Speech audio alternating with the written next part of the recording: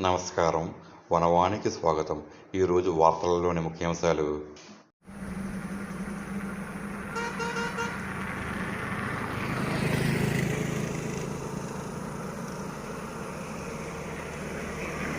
ప్రతి గ్రామంలో సీసీటీవీ కెమెరాలు ఏర్పాటు చేయాలి.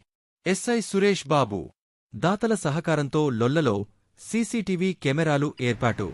కోనసీమ జిల్లా రాయవరం మండలంలోని ప్రతి గ్రామంలో సీసీటీవీ కెమెరాలు ఏర్పాటు చేయడం ద్వారా నేరాలు మరియు దొంగతనాలను అరికట్టవచ్చని రాయవరం ఎస్ఐడి సురేష్ బాబు అన్నారు.